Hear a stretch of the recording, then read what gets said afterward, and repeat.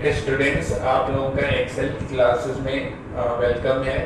और पिछले वाले क्लास में हम लोगों ने पढ़ा था कि प्रकाश की किरण जब एक माध्यम से दूसरे माध्यम में जाती है तो अभी तो मुड़ जाती है, यानी अपने रास्ते से मुड़ जाती है। जब प्रकाश की किरण एक माध्यम से दूसरे माध्यम में जाती है तो यह अपने रास्ते से मुड़ जाती है और इस घटना को प्रकाश का अपवर्तन कहते हैं।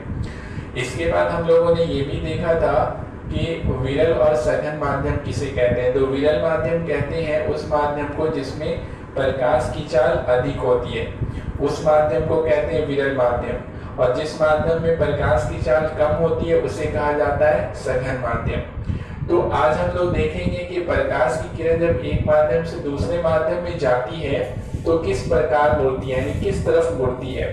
तो यहाँ पर बोर्ड पर चित्र बना हुआ है, इसे आप समझ सकते हैं। तो मान लेते हैं कि ये विरल माध्यम है, ऊपर में यानी वायु है, और यहाँ पर क्या है, ये कांच है, कांच का टुकड़ा है जैसे आप ये देख सकते हैं। तो इसके ऊपर में क्या है, वायु है। वायु क्या होता है, विरल माध्यम होता है। कांच क्या होता है, सघन होता है, घना माध्यम होता है। तो अब अगर प्रकाश की किरण वायु से होती हुई आ रही है, वायु में होते हुए आ रही है और कांच में प्रवेश कर रही है, तो ये किरण मुड़ेगी। लेकिन किस तरफ मुड़ेगी? मुड़ने के लिए दो तरफ मुड़ सकती है। अगर कोई किरण इस तरह से आ रही है तो ये इधर भी मुड़ सकती है, इसको भी कहेंगे मुड़ना। अगर किरण इधर मुड़ रही है तो इसको भी कहा जाएगा मुड़ना, और अगर किरण इधर मुड़ रही है तो इसको भी कहा जाएगा प्रकाश की किरण का मुड़ना। लेकिन अब किधर मुड़ेगी? एक आदमी ऐसे जा रहा है, एक आदमी इस पर जा रहा है, तो अगर जाने वाला आदमी इधर मुड़ता है तो भी कहा जाएगा मुड़ जाना उसका, और अगर इधर जाने लगा तो भी कहेंगे कि वो मुड़ गया अपने रास्ते से। तो याद क्या रखना है, प्रयोग से ये देखा जाता है कि जब प्रकाश विरल से सघन माध्यम में जाती है, यानी जैसे कि वायु से कांच में प्रवेश करती है, तो ये किधर मुड़ती है, ये अभिलंब रेखा की ओर मुड़ जाती है, यानी इस तरफ मुड़ेगी। किस तरफ मुड़ेगी? यहाँ से ऐसे मुड़ती है। यानी ये देखिए अभिलंब रेखा होता है, ये अभिलंब है, तो ये प्रकाश की किरण किधर मुड़ेगी? इस तरफ, यानी अभिलंब की ओर मुड़ेगी, यानी इस तरह से मुड़ करके यहाँ से जाएगी। तो जब विरल से सघन माध्यम में प्रकाश की किरण जाती है तो याद रखना है कि अभिलंब की ओर मुड़ जाते हैं, यानी कि ये किरण जाने वाली थी इस ऐसे, लेकिन ये यहाँ से ऐसे मुड़ के इस तरह से जाएगी, यानी अभिलंब के निकट आ जाती है। अभिलंब के निकट आते हुए मुड़ करके जाती है। दूसरा याद रखना है कि अगर सघन माध्यम से प्रकाश की किरण विरल माध्यम में जा रही है, सघन से किस में जा रही है? विरल से। जैसे कि मान लेते हैं कि कांच से होते हुए आ रही है और वायु में निकल रही है, कांच के अंदर से आ रही है और वायु में निकल रही है। तो कांच क्या है? सघन माध्यम है, वायु क्या है? विरल माध्यम। तो जब कांच से वायु में आ रही है, कांच के माध्यम से वायु में प्रवेश कर रही है, सघन से विरल में प्रवेश कर रही है, तो इसमें ये देखा जाता है कि प्रकाश की किरण क्या होती है? अभिलंब, यानी इस वाली रेखा से दूर होती है, यानी दूर भागती है। तो दूर भागने के लिए क्या है, ये आ रही थी इस तरह से, अब इसको इस वाली रेखा से यानी अभिलंब से दूर भागना है, तो दूर भागने के लिए क्या होती है? इस तरफ मुड़ जाती है। यानी यहाँ से ये इस तरह से आने वाली थी, लेकिन अभिलंब से दूर होना है, तो इसके लिए ये यहाँ से इस तरह से मुड़ करके इस तरह से चली जाती है, तो अभिलंब से दूर हो जाती है। इसमें ठीक इसका उल्टा है, इसमें क्या होता है, विरल से सघन में आने पर ये अभिलंब की ओर मुड़ जाती है, और उसमें क्या होता है, ये अभिलंब से क्या होती है, अभिलंब से दूर हो जाती है। ठीक है, तो इस तरह से ये दोनों एक दूसरे के ठीक उल्टा है। विरल से सघन में जाएगा तो अभिलंब की ओर मुड़ेगा, और अगर सघन से विरल में जाती है तो अभिलंब से क्या हो जाती है, दूर हो जाती है। तो इन दोनों चीजों को याद रखें। तो प्रश्न लिखिए, प्रकाश का एक माध्यम से दूसरे माध्यम में जाने पर विचलन किस प्रकार होता है? प्रकाश का एक माध्यम से दूसरे माध्यम में जाने पर विचलन किस प्रकार होता है? प्रकाश का एक माध्यम से दूसरे माध्यम में जाने पर विचलन किस प्रकार होता है? उत्तर में लिखिए, जब प्रकाश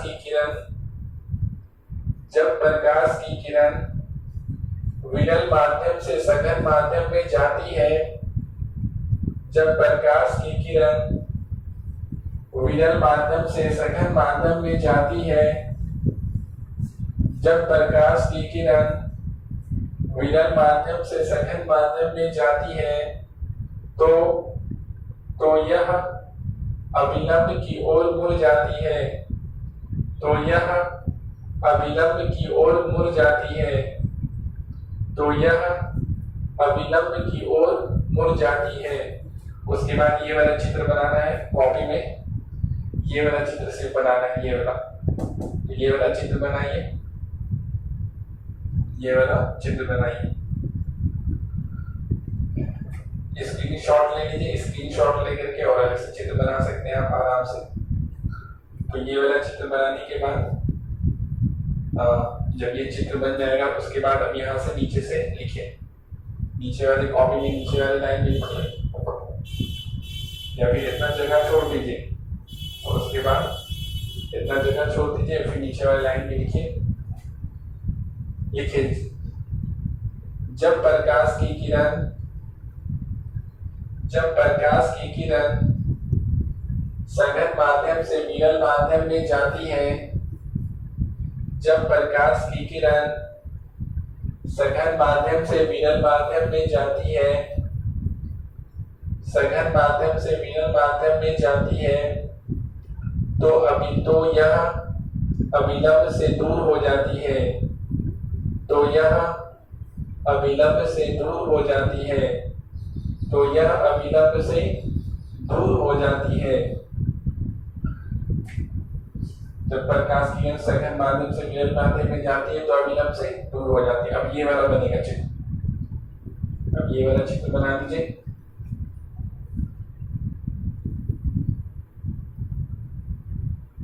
इसके बाद अगला प्रश्न हम लोग को पढ़ना है, अपवर्तनांक किसे कहते हैं।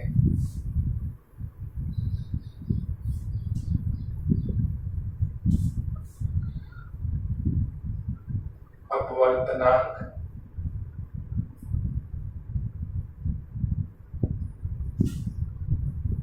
अपवर्तनांक किसे कहते हैं, ये वाला प्रश्न लिखिए।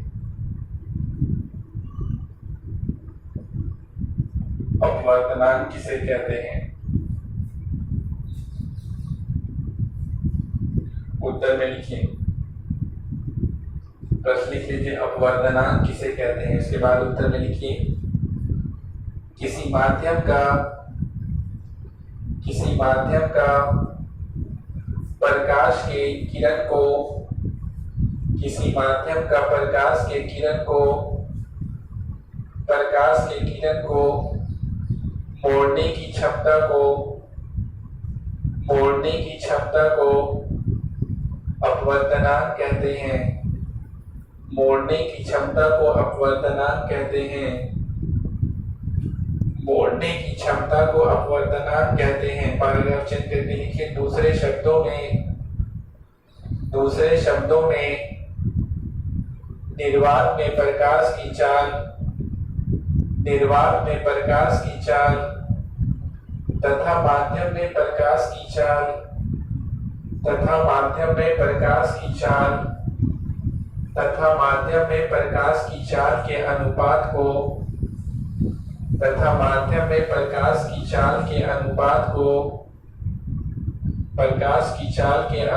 को उस माध्यम का अपवर्तनांक कहते हैं। उस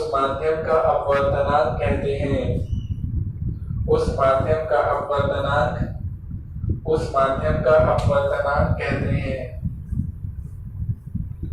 नीचे में लिखिए, अर्थात एक मिनट इसमें लिखिए। उसके बाद कि इसे माध्यम का अपवर्तनांक कहते हैं। उसके बाद लिखिए, इसे n से सूचित किया जाता है। n, ये छोटा वाला n दिखाएगा। इसे n से सूचित किया जाता है। अपवर्तनांक को n से सूचित किया जाता है। उसके बाद नीचे वाली लाइन में लिखिए, अर्थात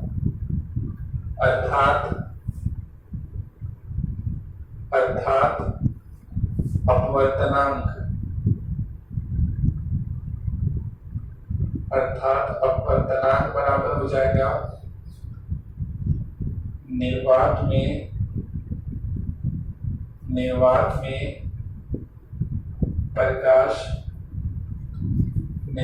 में प्रकाश की चाल और बटा में हो जाएगा माध्यम में प्रकाश की चाल। अपवर्तनांक बराबर हो जाएगा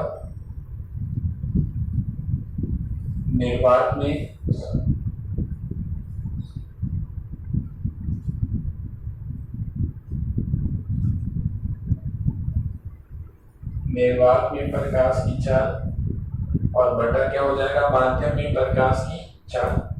अब देखिए होता क्या है, इसे अब समझना है। होता क्या अपवर्तनांक कि ये किसी भी माध्यम की क्षमता होती है। यानी हम लोग क्या देखें कि प्रकाश जब एक माध्यम से दूसरे माध्यम में जाती है तो मुड़ जाती है, यानी दूसरा माध्यम इसे मोड़ देता है, यानी कि मोड़ने की क्षमता उसमें होती है, ताकत होती है। अब अलग अलग माध्यम की क्षमता प्रकाश की किरणों को मोड़ने का अलग अलग होता है। जैसे हर आदमी की ताकत क्या होती है, अलग अलग होता है। अब एक आदमी को आप एक लकड़ी दे दीजिएगा तो वो थोड़ा मोड़ पाएगा, कोई है कि ज्यादा मोड़ देगा, कोई है कि पूरा तोड़ देगा, है कि नहीं। इस तरह से क्या होता है, यहाँ पर भी माध्यम में प्रकाश की किरणों को मोड़ने की क्षमता होती है, ताकत होती है। अब अलग अलग माध्यम की क्षमता या ताकत क्या होती है, अलग अलग होती है। अब उसको कैसे निकालेंगे, तो उसके लिए हमारे पास ये सूत्र है। अपवर्तनांक के बारे में ये भी हम लोग लिख सकते हैं, अगर प्रश्न में आएगा कि अपवर्तनांक किसे कहते हैं तो लिखेंगे कि निर्वात में प्रकाश की चाल तथा माध्यम में प्रकाश की चाल के अनुपात को अपवर्तनांक कहते हैं। निर्वात में प्रकाश की चाल बटा माध्यम में प्रकाश की चाल के अनुपात को कहते हैं अपवर्तनांक। और अपवर्तनांक को किससे सूचित किया जाता है, n से सूचित किया जाता है। इसे किसे सूचित करते हैं हम लोग, n से सूचित करते हैं। अपवर्तनांक को सूचित किया जाता है n से। जैसे में अगर हम लोग को निकालना है पहला वायु का अपवर्तनांक, वायु का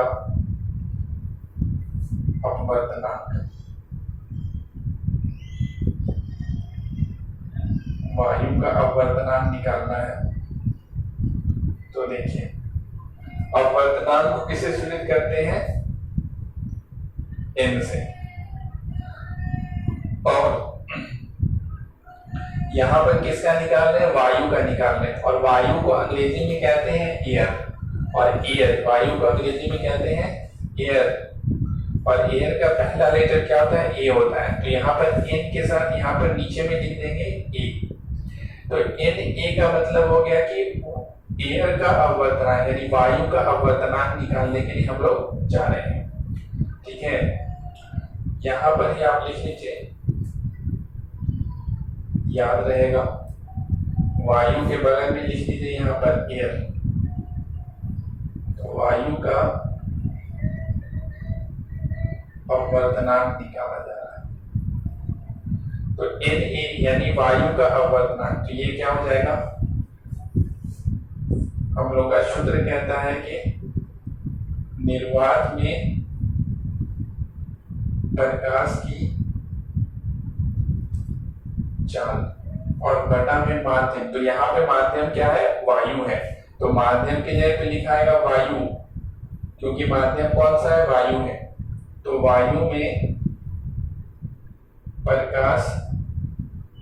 प्रकाश की चाल। अब देखिए यहां से अब इसको निकालना है हम लोगों को।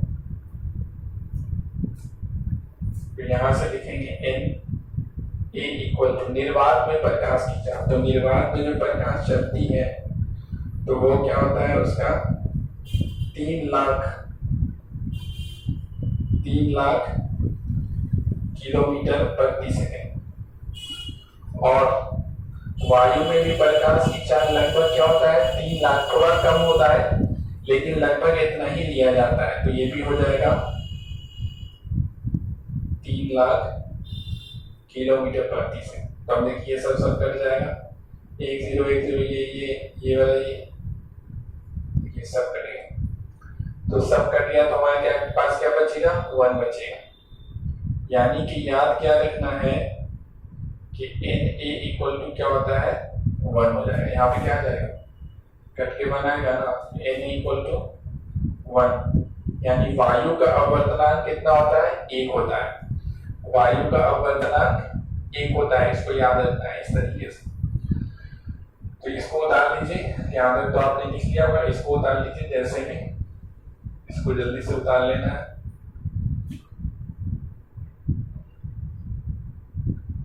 वायु का अपवर्तनांक, इसके बाद हम लोग दूसरा देखेंगे। इसके बाद देखना है हम लोग को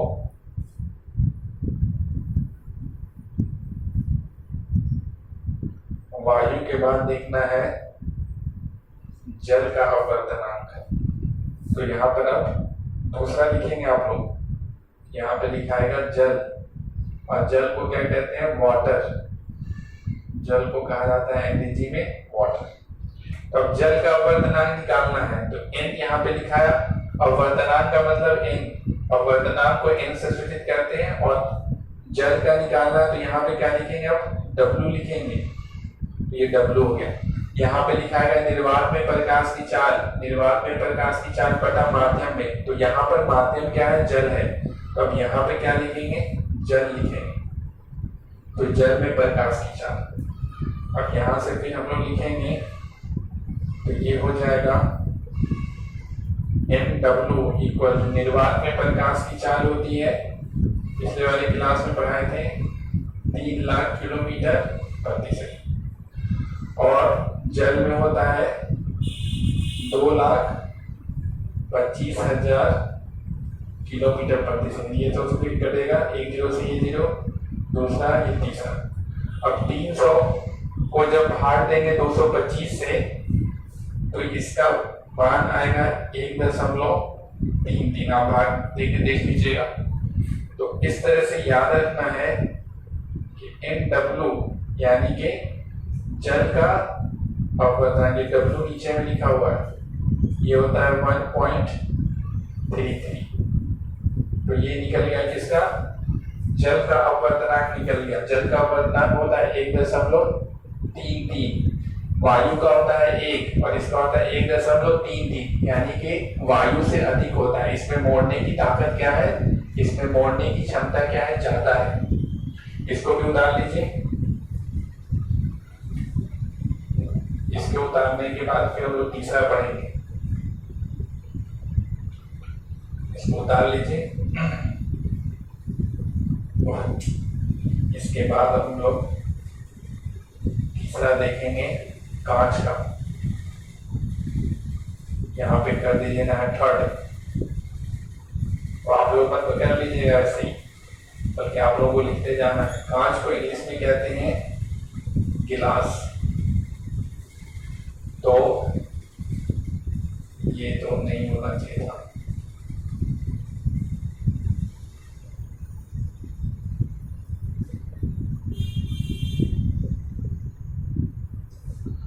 अब देखिए, अपवर्तनांक को सूचित करते हैं किससे, n से। तो n बराबर, और किसका निकालना है अपवर्तनांक, तो कांच का निकालना। तो यहाँ पे लिखा है Ng, कांच का, गिलास का अपवर्तनांक, कांच का अपवर्तनांक।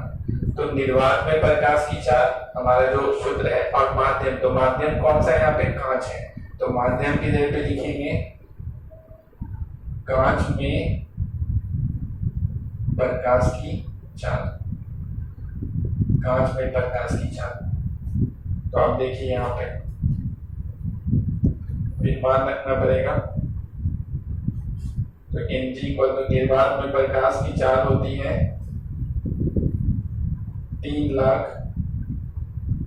किलोमीटर प्रति सेकेंड, और कांच में होता है 2 लाख किलोमीटर प्रति सेकेंड। तो ये कटेगा, ये सब 0 कट जाएगा, और 3 को जब 2 से भाग देंगे तो इसका मान आएगा 1.5। यानी यहां से याद रखना है कि Ng बराबर कितना हो जाएगा, 1. 5, यानी कांच का अपवर्तनांक कितना होता है? 1.5 होता है, यानी कि इसका अपवर्तनांक, इसकी ताकत क्या है? जल से भी ज्यादा है। ये जल से भी ज्यादा मोड़ने की क्षमता रखता है अपने अंदर।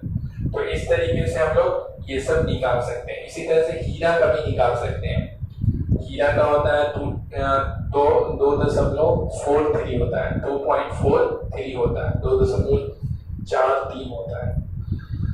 तो इसको उतार लीजिए, तीसरा वाला भी उतार लीजिए, तीसरा वाला भी उतार लीजिए। इसके बाद हम लोग नेक्स्ट वाले क्लास में पढ़ेंगे इसके आगे।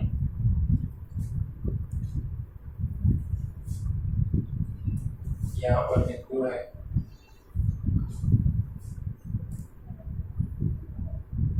इसके बाद हम लोग नेक्स्ट वाले क्लास में